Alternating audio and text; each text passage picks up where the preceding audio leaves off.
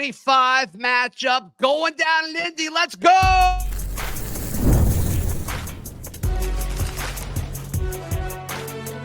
You are Locked On College Crossover, part of the Locked On Podcast Network.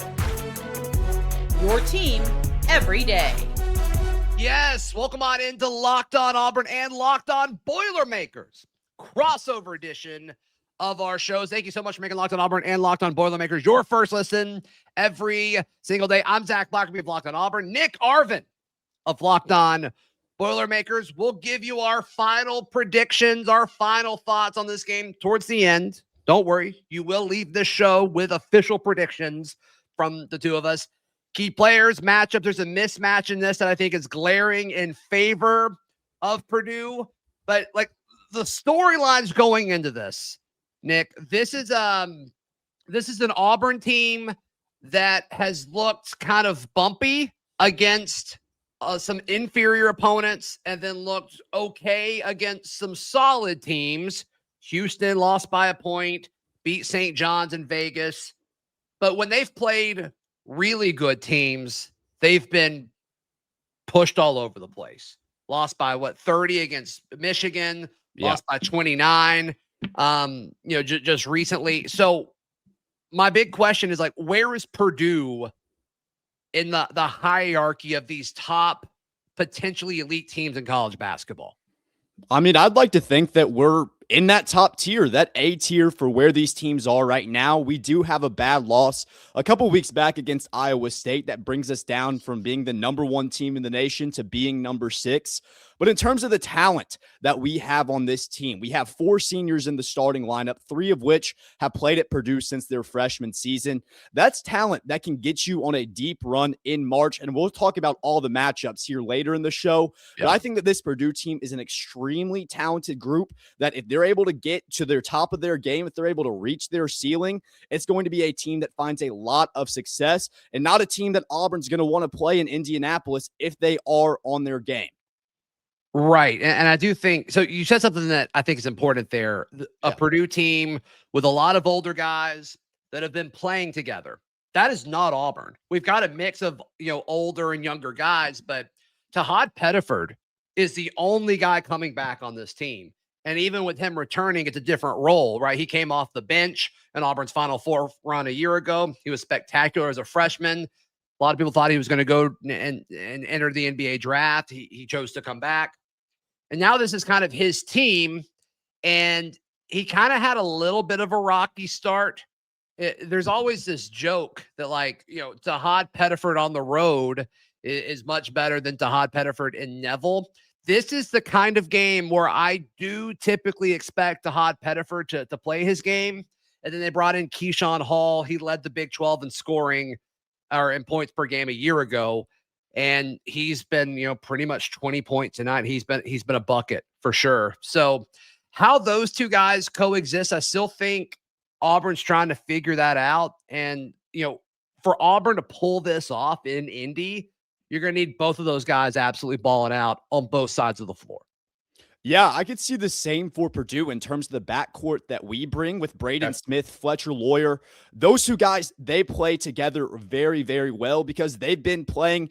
I think they've had every start since their freshman year at Purdue. Seniors now, they haven't missed a game out of that starting lineup. Those are two guys that are going to be very key for Purdue in this one. And looking back to last year, where this game actually happens last year, Auburn does beat down on Purdue. And that was one where you look at and say, this changes the season for Purdue. That was kind of a call for this team that they need to improve. And that game being in Birmingham, technically a neutral floor, but if we're being honest, that was more of a home game for Auburn.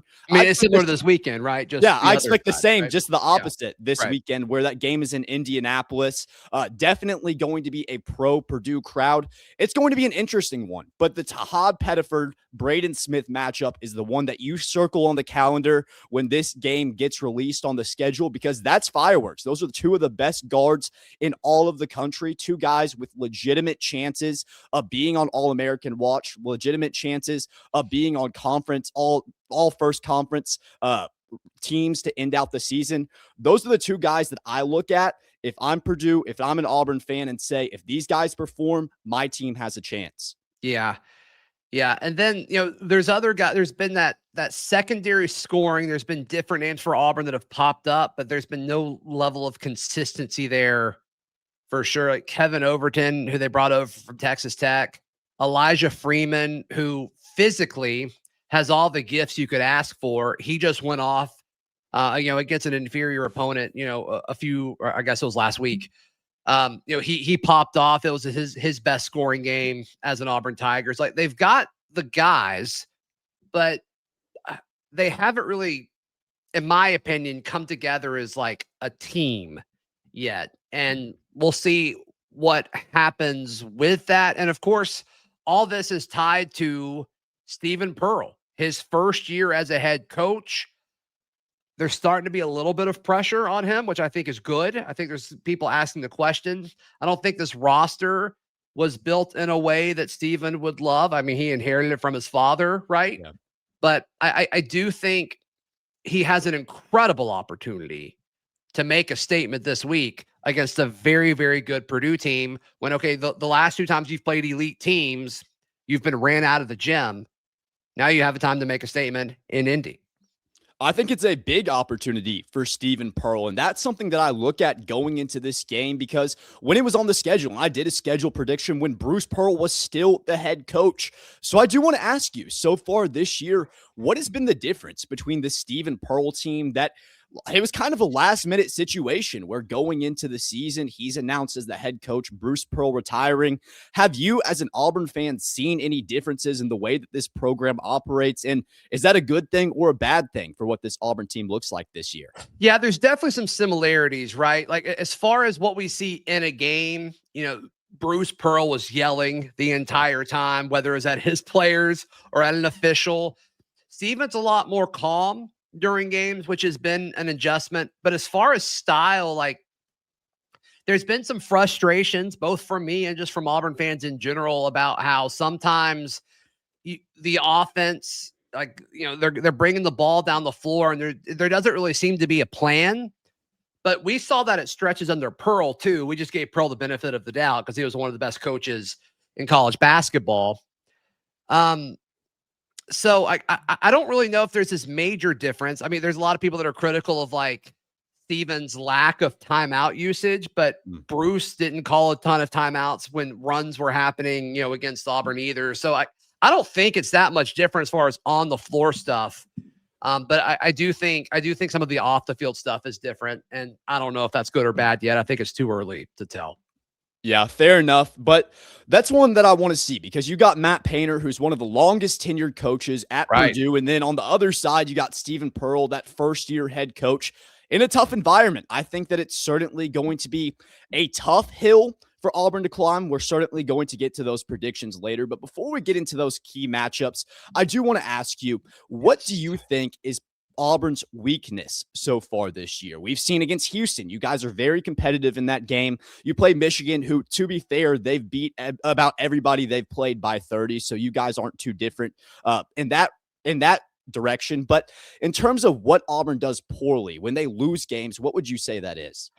Yeah, I mean, I think a lot of it has to do with being bullied around in the paint. I think that's going to be a major, major problem even this weekend, which is, my biggest thing that I'm watching for Auburn. And it's the biggest concern that I have in this game so far. And I'll let you kind of highlight what that matchup might be in just a moment. But yeah, to me, Arizona, like the big discussion going into that game was the fact that like they don't shoot a lot of threes. They go inside a bunch. And I'm like, oh goodness, that could be bad. And it was bad. And then they also shot well from 3. And I think they shot more threes in that game than they had all year. Like they couldn't do anything wrong. It's similar to, when Michigan whooped us. Like Michigan, I think they shot like 50% from 3 in the first half. Like they couldn't miss. And then they didn't really cool off a ton in the second half. And, they obliterated somebody else really good the next night. Was it Gonzaga maybe? But yeah, I mean, they were a buzzsaw. And so like how much of it is just, wrong place, wrong time, and how much of it is like, okay, this is an actual like major issue when it comes to the roster.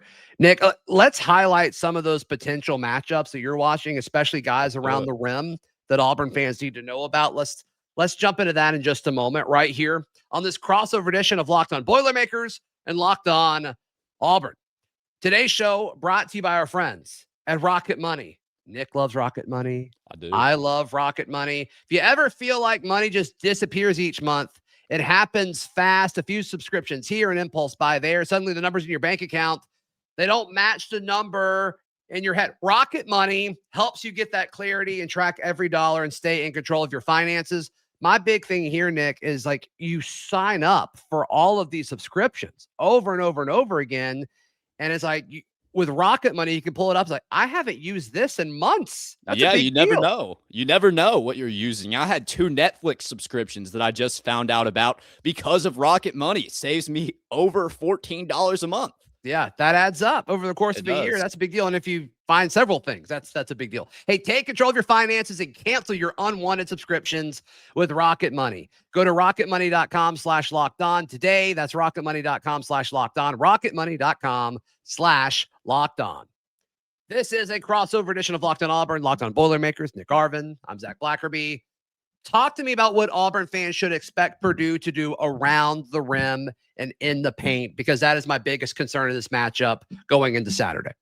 Yeah, this is going to be a big one for Purdue, and this is the reason why I feel like Purdue is going to have success against Auburn, is because of the quality of bigs that we have this year. So you know about Trey Kaufman-Renn. He was all Big Ten last year. He's been a guy that has played 5 years at Purdue on All-American watch, but this year it's a little bit different because if you look back to last year, one of our seniors, Daniel Jacobson, he was a freshman, 7'4", breaks his leg 2 games into the year, and it forces Trey Kaufman-Renn to slide over to that center position from the power forward spot that he was traditionally accustomed to. And when you lose to Houston in the Sweet 16, it kind of feels like this Purdue team was one piece short in that front court. And in the transfer portal, Matt Painter addressed it. He gets South Dakota State center Oscar Clough, who is, in my opinion, the best rebounder in the portal. And so far this year, he has been just that. He's been a great rebounder, and not just for himself. He's almost at 10 rebounds a game, like 9.6. But what he's done is the gravity on the glass that he brings has made Trey Kaufman-Renn a better rebound. His rebounding numbers are up 5 rebounds per game right now, which is absolutely insane. He's never been a double-digit rebound guy, and now he's averaging a double-double. And Oscar Clough provides that for you, but not just on the glass. On the other side, Purdue has so much talent that sometimes Oscar Clough, he gets overlooked where guys aren't thinking about the threat he's going to be on the offensive side. And we saw against Marquette where he goes 9 for 9, dunked the ball about 7 times where they just lost him inside the paint. He's the most efficient player in college basketball, shooting the ball at 75% from field goal range, averaging 13 points, like I said, 9.6 rebounds. That's going to be the matchup that Auburn fans need to be scared of. Oscar Clough is a guy that you cannot overlook down low, or else he's going to hurt you. And if he doesn't, Trey Kaufman-Renn's on the other side, ready to do it himself. Yeah, and I think a lot of Auburn fans, whether they're watching on YouTube or listening to this, I think they probably got a little nervous, right? Because that is all stuff that we haven't been able to do super great. Some of it I think is depth, and then some of it is there were differing opinions on Keshawn Murphy when he came over from Mississippi State to Auburn, and I think he's a solid piece. I don't love him at the 5 a ton. I'd rather be much more comfortable with him at the 4, but with, I don't think Auburn got that true elite center in the portal, despite, it appears that they tried, but we kept expecting it to come and it didn't. They also added Filip Jovic. He's a European, came over, and he's been fine offensively. Defensively, the footwork doesn't seem to be there. The body positioning doesn't seem to be there. And you kind of hope Auburn's banking on him kind of getting better over the course of the season. But yeah, those matchups, I think, at least on paper, and as we preview this game, point Purdue's direction. And I think that's going to be a problem for Auburn on Saturday. Yeah, I'm going to agree with you there. I do think that front court, especially the rebounding numbers, is going to be a big thing in this matchup, because the more opportunities you have with the efficiency of Purdue's offense, when you can rebound the ball at a very high level, you tend to have some success. But I do want to take a look at that backcourt now for Auburn, what that's going to look like for Purdue, and specifically somewhere that Purdue has struggled, and that's been taking care of the basketball and forcing turnovers. It comes to the backcourt where, although we have a great offense with Braden Smith, Fletcher Lawyer, and then CJ Cox, who's kind of that third guard in the lineup, we don't really have a ton of length in terms of being able to force those turnovers, being able to be a defensive team that we want to be. So on the other side for Auburn, would you say that your backcourt with Tahaad, Pettiford, with those guys that you listed earlier that are going to be really good for you guys, do you think that length and physicality is there to be able to compete with Purdue in the backcourt? It could be, and like Tahaad, I think it's an electric player. You don't think length when you talk about Tahaad Pettiford. Sure. You think of like his different ways to score. Keshawn Hall, kind of more of a physical wing. I definitely think that could be a matchup that points Auburn's direction with Keshawn Hall. But who's that other guy? Like Kevin Overton has been, a little spotty, but when he's been on, it's been really, really good to see from Auburn, offensively. I think he's a solid defender as well. Something to note, in Auburn's most recent action, Overton played 11 minutes in the first half, did not play in the second half. So something to monitor. If Auburn's going to pull this off, you would like to see, the best and most efficient form of Kevin Overton, because he's been one of those guys who can score from outside. But yeah, I think it's a great question, as far as the length of what Auburn could do from a guard point of view. I think they're going to be able to score. My question is defensively, what does that look like over the span of the entire game? Because Tahaad is a good defender, especially for his size. Can he do it without fouling? And if Tahaad can, if he gets 2 fouls in the first half, or especially in the first few minutes, that could be concerning. Caden Magwood, true freshman, backup point guard, really, really high on him long-term, but I don't think he's quite ready to, go into this and have that big of a role. One thing, if I'm Purdue, something that Auburn has struggled, especially with the guards bringing it down the floor, something they've struggled with is, if I'm playing Auburn, I'm doing a half-court press. As soon as whoever's bringing the ball down the floor, whether it's Tahaad Pettiford or Caden Magwood, I am pressing them right at half court, because we've now seen multiple teams do that, and it doesn't matter the level of competition. We always look shook by it. We never fully know how to respond. We never look comfortable with it. So that's kind of something I'm expecting to see Purdue do on Saturday. I think teams that are going to beat Purdue this year are going to be teams that play very high quality defense, because Purdue has such a good offense where, number one in KenPom, the efficiency is just off the charts. Yeah. If you don't have the defense to stay in the game with that Purdue team, you're going to get blown out. And it kind of just brings me back to my point and my outlook on this game, is where I feel like Purdue just has too many pieces, where the depth is there. We have a few more guys. And then at the top, we talked about the front court earlier, but that firepower there, it just feels like to me that we have more pieces, a little bit more well-rounded than what this Auburn team is going to have to offer. We're surely going to get to these predictions later, but do you feel like there's something to that? No, I think you're right. Does Auburn have the ability to score? Yes. Do they have the ability to slow Purdue down consistently for 40 minutes? I don't think so. Yeah, let's jump into our predictions. I bet people are going to be shocked with how this conversation has gone and what we've picked. That's next on this crossover edition of Locked On Boilermakers and Locked On Auburn. Today's show brought to you by our friends at Wayfair. Wayfair, I mean, you can buy anything on Wayfair. Goodness gracious. The holidays always show up faster than we expected. If you're still putting together gifts with last minute decor or getting your home ready for guests, Wayfair has you covered, whether you need a quick refresh or a total overhaul in your home. We have our dining room table is from Wayfair, as well as some chairs that are in our bedroom. So we've used Wayfair before. I assume you have as well, Nick. Yeah, I got all my Christmas decor off Wayfair. I'm prepped for the holiday season. Got some new bedding, some Christmas bedding. We're ready to go. All because of Wayfair. Yeah. Hey, get last minute hosting essentials or gifts for all your loved ones. And of course, decor to celebrate the holidays for way less. Head to wayfair.com right now to shop all things home. That's WAYFAIR.com. Nick said he would sing the jingle real quick. Wayfair, you got just what I need. I didn't expect you to do it. I love it. I love it. Nick Arvin, Zach Blackerby here with you. I'm picking Purdue to win on Saturday. I'll go like Purdue 82, Auburn 75. I'll give Purdue like a 7-point win. Is my pick. Fair enough. I'd like to see our line via our friends at FanDuel. I'm not sure if that one has dropped. Yeah, we're recording this earlier in the week, but let's see if it's up. I doubt it. Usually basketball's like the night before, but let's check. It definitely is. But in terms of where I see this game, I do think it's going to be a fairly high-scoring game.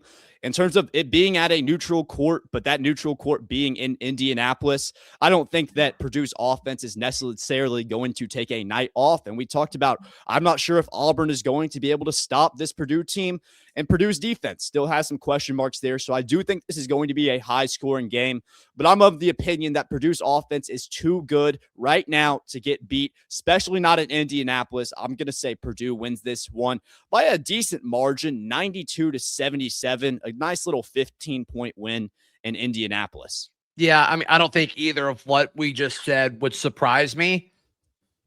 I think one element of this is I do think this game means more to Auburn and Stephen Pearl than it probably does for Purdue. And you can correct me if I'm wrong on that, but I do think this is a team that's playing for a fan base who's used to pulling for an elite program, an elite team. And while Auburn's non-conference slate has been intense and brutal and very, very difficult, like this is kind of your last chance before conference play to really kind of say like, no, we're still here. Auburn's still here. Just because we got a new head coach doesn't mean we're going anywhere. And I mean, this one would mean everything for Steven as well. So I do think the element of this meaning a ton for Auburn and these guys being dialed in and tired of being doubted. I do think that plays in Auburn's favor to some extent, but how much I think is the big question there. I'd say for Purdue, from that perspective, yeah, I do think that Matt Painter is really going to want to win this game because of the way that it happened last year, getting beat in the fashion that Purdue got beat last year. Matt Painter's the type of guy where he wants that revenge. He's going to want to bounce back and beat teams, and we've seen that historically. So I think that this is going to be a matchup for Purdue where Painter, it's bulletin board material. He pulls up the game last year for those seniors that were there and played in that game. Look at that score. Look at where you were last year. Well, you need to beat this team and cement that you're on trajectory to make it to March, to make it to the national championship you hope you get to this year. I think it starts against Auburn, getting that monkey off your back from what happened last year. That's going to be big for Matt Painter, and I'm positive that he's using that as motivation right now. Yeah. I mean, hopefully they don't look at that too much because then they'll like look at the game like, oh wait, none of these guys are here. None of these guys are here except for Tahaad. But yeah, I think that's a great point. And obviously, the way Auburn did that and they were able to score from deep in that game. But I mean, Janai Broome and Dylan Cardwell were, one of the better, post tandems absolutely in the sport last year, and losing both those guys at the same time has been brutal. So we'll see how this game unfolds. But of course, we'll have you covered on Locked On Auburn and Locked On Boilermakers. Nick, how can people check out everything you've got going on? Yeah, absolutely. So a little bit of a newer show. It's my first season, but we still bring you guys that daily. Welcome to the network, my guy. Thank you, Zach. But we still bring that daily Boilermaker content Monday through Friday. You can find me on YouTube. You can find me on your favorite listening platform, Apple Podcasts, Spotify, Amazon, any that I'm missing. I'm sure that you can find us on there. But every single day, really hope you guys join. If you're an Auburn fan, check us out before the game. If you're a Purdue fan and just now seeing us, make sure you hit it and make sure to subscribe. That means a lot to us. It really helps us out a ton as we want to continue bringing that daily Boilermaker content to you every single day. How about you, Zach? Nick does a great job. He's the man. He's the man.